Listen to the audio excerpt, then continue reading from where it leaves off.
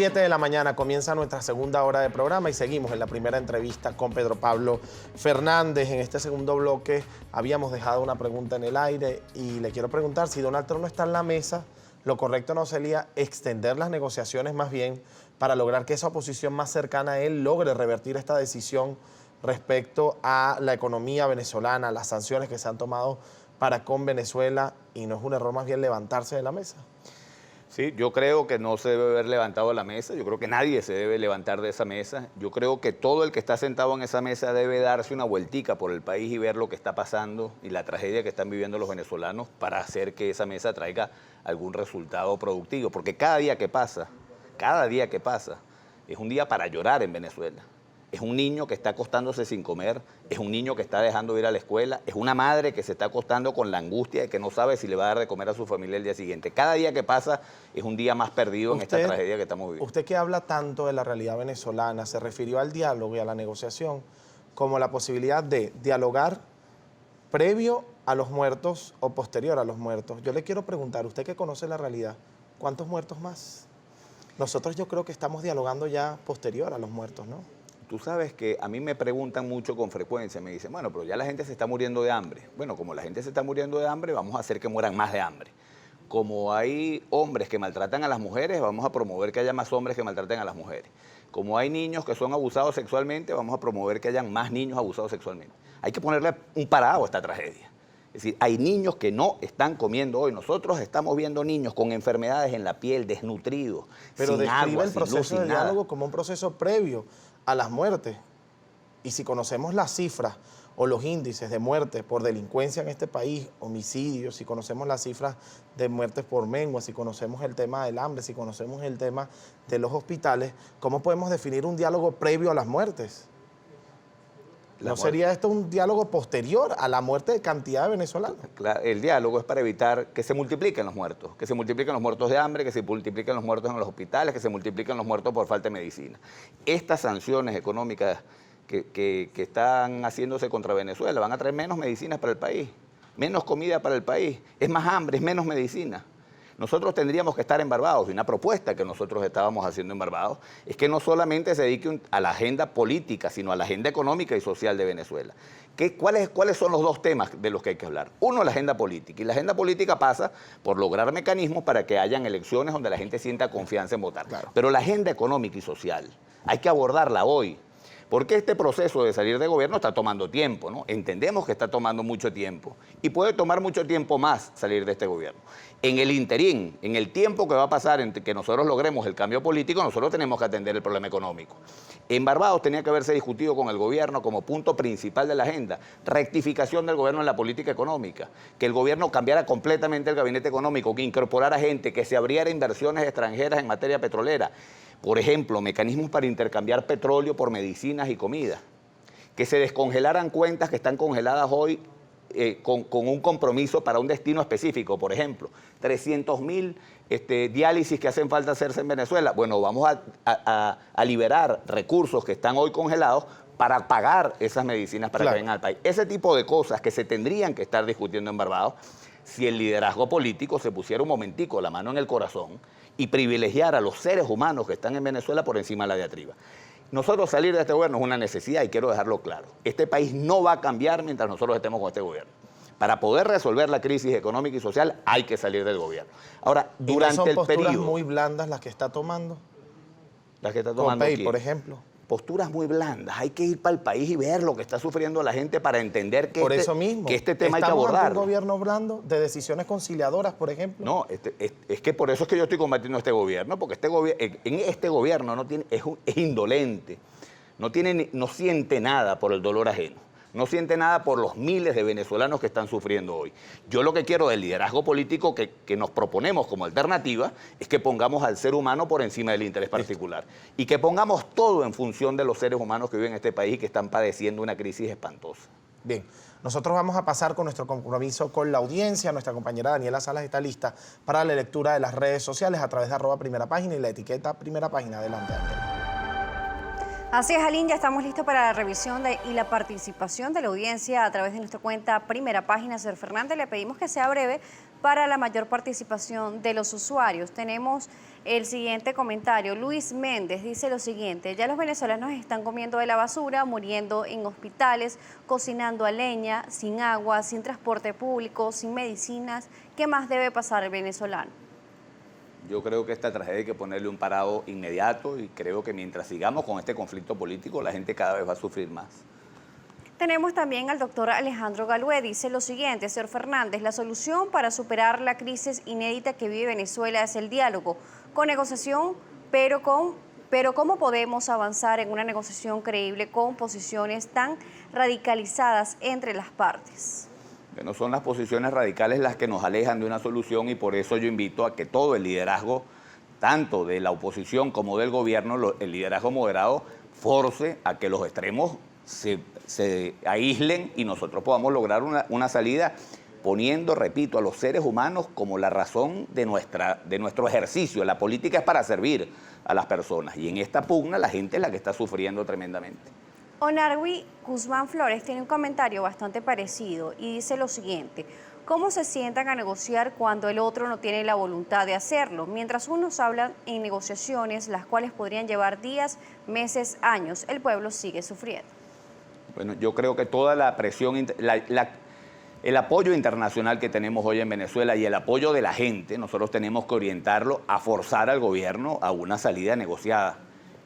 Y eso se hace abandonando los extremos y yendo a una política de diálogo y presión. Es que yo no digo que no se haya que presionar, hay que presionar mucho para lograr una salida negociada, repito, que es lo que la experiencia histórica demuestra que es la forma como los países logran salir de estas crisis. Vamos a leer el tuit de Antonio González. Expresa, @Primera Página. Según COPEI, las sanciones no sirven. Hay que dejar que roben por 20 años más. ¿No les gustan los radicalismos? ¿Será que el régimen de Maduro no es radical? Dice el usuario Antonio González. Tú sabes que no es COPEI el que dice que las sanciones no sirven, es la historia. En Corea del Norte, Kim Il-sung fue sancionado hace 70 años. Gobernó él, gobernó su hijo, está gobernando su nieto y 70 años después siguen gobernando. En Cuba, en 1959, el gobierno de Kennedy impuso sanciones a Fidel Castro. Se murió Fidel Castro de viejo, le dejó a su hermano le dejó a otro. 60 años después siguen gobernando los Castros. Lo mismo ha pasado en todos los países, en Irán. 40 años de sanciones y ahí está el régimen del Ayatollah Khomeini que hizo la revolución islámica todavía en el poder.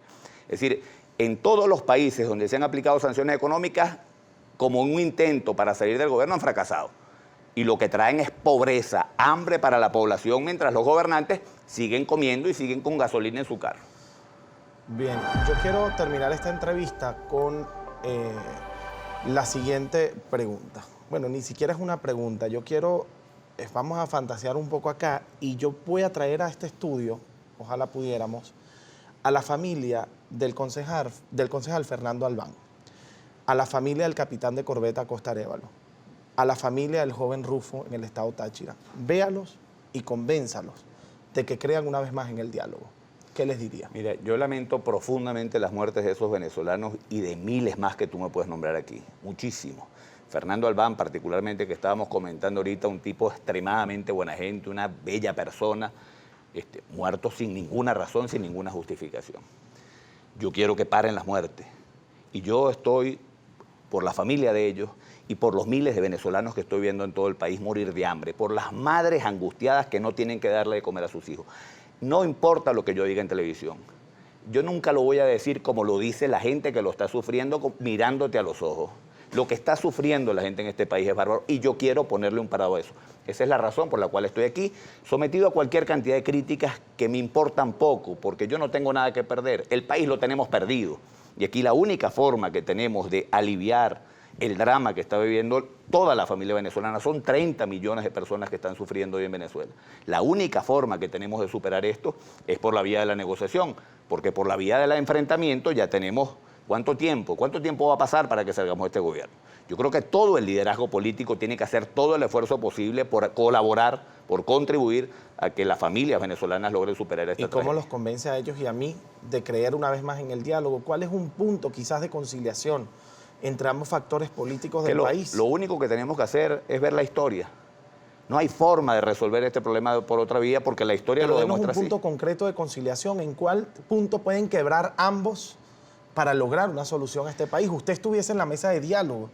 ¿En qué punto quiebra siendo oposición y cuál sería el punto de quiebre del gobierno? Yo creo que el punto para el diálogo es alejarte de los extremos.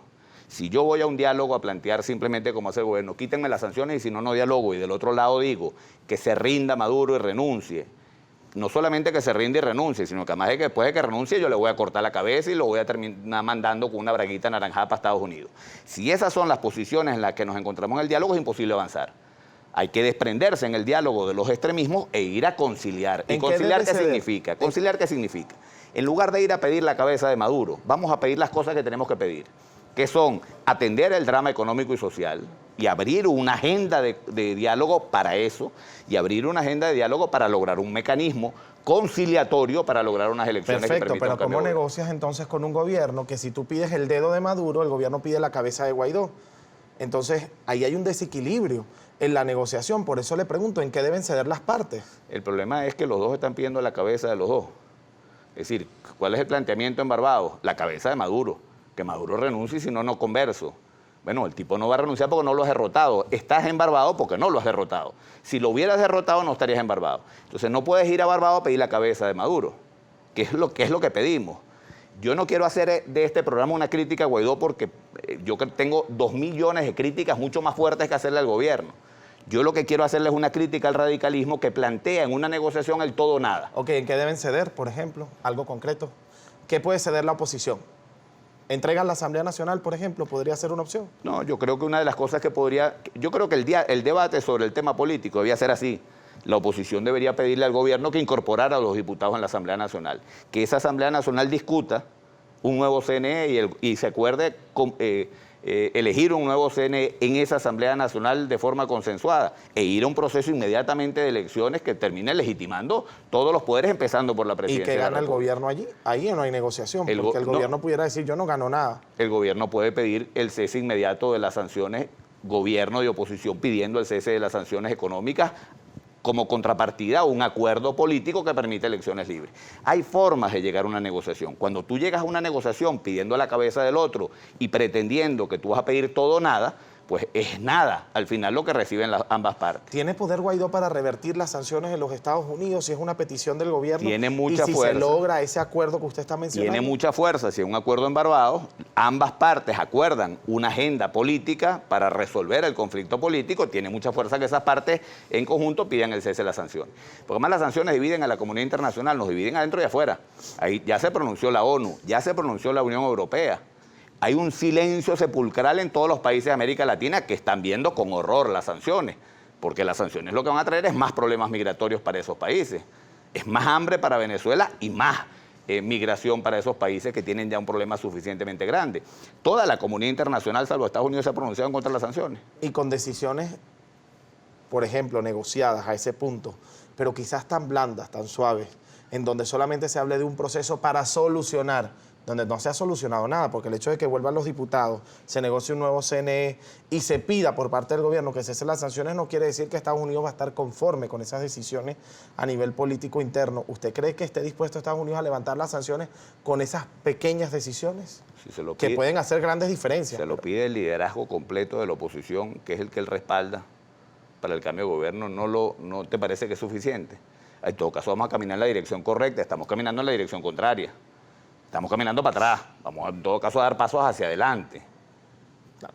Bueno, nosotros agradecidos entonces con Pedro Pablo Fernández, director del IFEDEC y dirigente político de COPEI, por supuesto, por su tiempo. Gracias. Muchísimas gracias. Muchas gracias a ti. Y a ustedes por la participación, gracias por acompañarnos a través de @primerapágina, la etiqueta Primera Página, las pantallas de Globovisión y además de la señal en vivo a través de YouTube y de nuestro sitio en internet www.globovisión.com. Ya volvemos con más.